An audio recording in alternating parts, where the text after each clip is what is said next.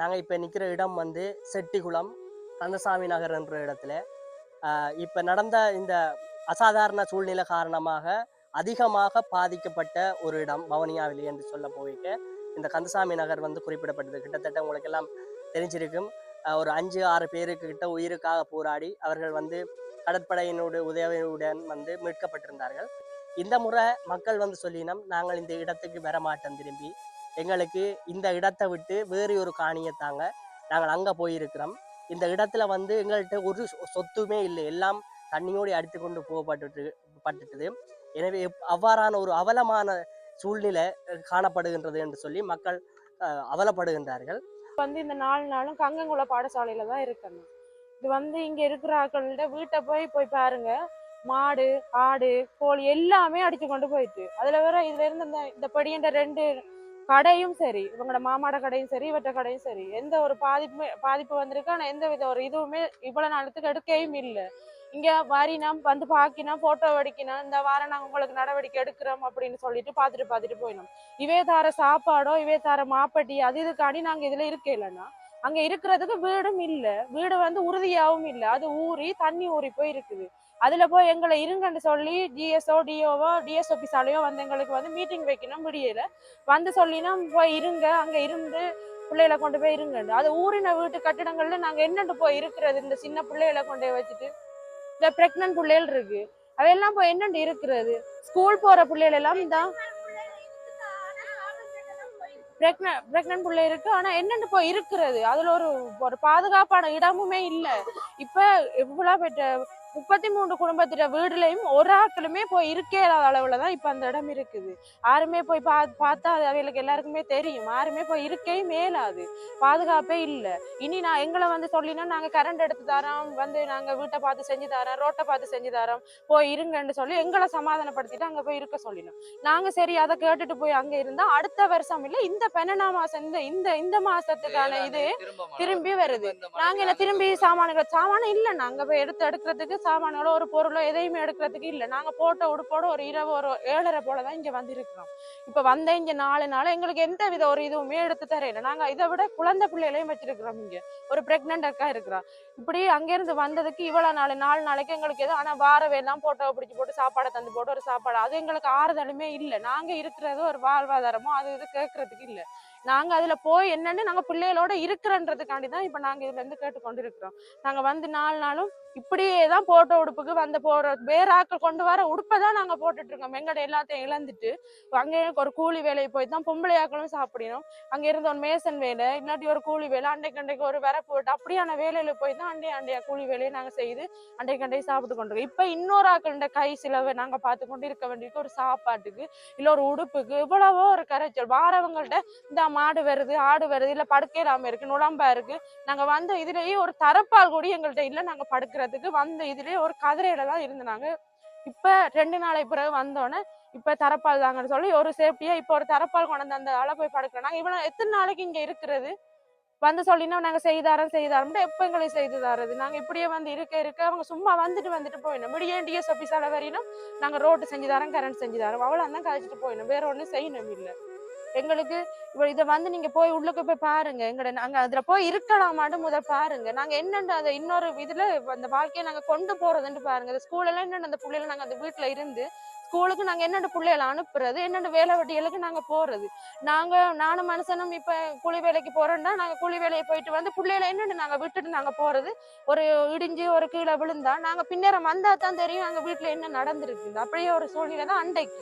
இரவு வேலை விட்டு பின்னேறம் ஒரு 5 மணிக்கு வர இங்க தண்ணி என்ன எடுத்து ஒரு சாமான எடுக்கிற அதோட போட்ட உடுப்போட வந்துதான் இங்க நிக்கணும். ஒன்றுமே இல்லாம தான் இங்க வந்து அனாதையா இதுகள் நிக்குது. இப்ப எங்களுக்கு ஒழுங்கான வீடு வாசல் இல்லாம நாங்க இந்த இடத்த விட்டு போறே இல்லைன்னு தான் நாங்க இப்ப நாங்க கேட்டுக்கொள்றோம். வேற எந்த உதவியுமே நாங்க கேட்கல. எங்களுக்காக வேண்டியோ இல்லாட்டி எங்கட பெரியவங்களுக்காக வேண்டியோ நாங்க கேட்கல. அடுத்த சந்ததியர் என்ற புள்ள இருக்கு, என்ற புள்ளைய நான் இப்படி தண்ணியில விடலுமான்னு என்ற வீடை பார்த்தா வீட்டுக்கு மேல தண்ணி.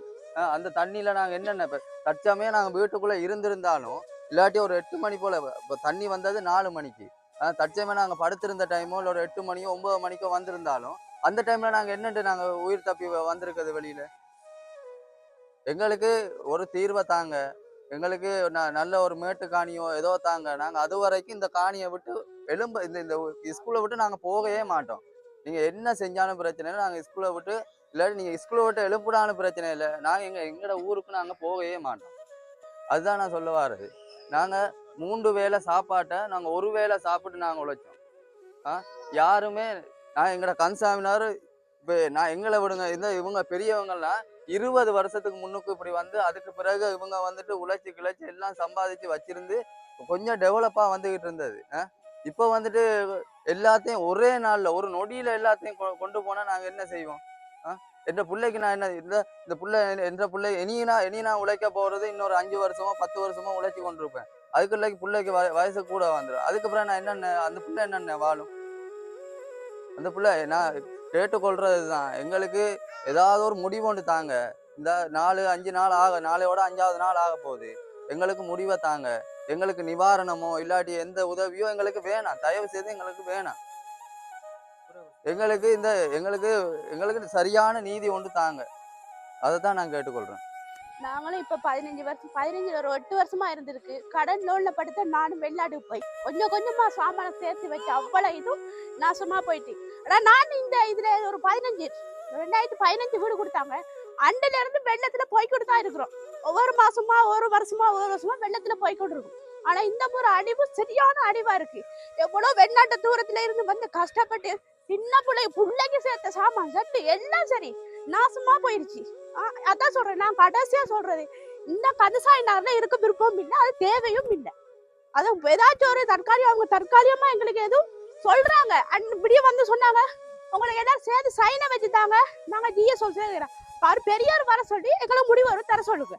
நாங்களும் சின்ன பிள்ளையில வச்சு எவ்வளவு நாளைக்கு இருக்குன்னு சொல்லுங்க அப்போ. ஒரு கஸ்டமர் இவரும் இப்ப அங்க போய் நிப்பாரு. வெள்ளாம வைக்கிற அதிலே மாடு போகுது.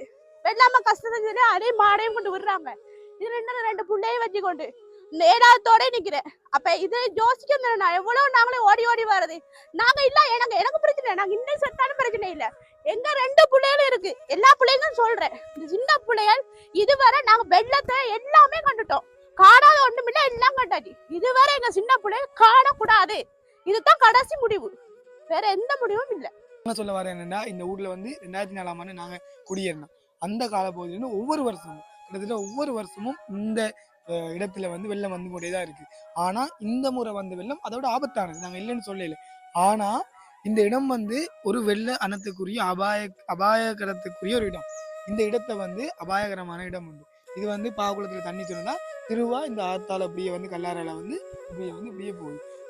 இதுல நாங்க இனியும் இருக்க வலிக்கிட்டோம்னா திரும்பி இந்த வெள்ளம் வரப்போகுது. நாங்க ஒவ்வொரு சாமானையும் கஷ்டப்பட்டு அங்க வேலை செஞ்சு இங்க வேலை செஞ்சு பிடிச்சுதான் ஒவ்வொரு சாமானையும் நாங்க சேர்த்து இதை தேடி வச்சுனாங்க. கிட்டத்தட்ட 5 மாடும் போயிட்டு, அது மட்டும் பசலை கடை வச்சுருந்தோம். பசலையில் ஒரு பசலை கூட இல்லை. கிட்டத்தட்ட 180 பேக் பசலை, யூரியா, அமோனியா, டிஎஸ்பி, டொப்ரோப், மருந்து சாமான் எல்லாம் போயிட்டு, பைக் போயிட்டு எல்லாம் போயிட்டு இப்போ ஒன்றுமே இல்லாமல் இருக்கும். சரி, எங்களுக்கு எதுவுமே இல்லாட்டியும் பரவாயில்ல, எங்களுக்கு இந்த இடமும் தேவையில்லை.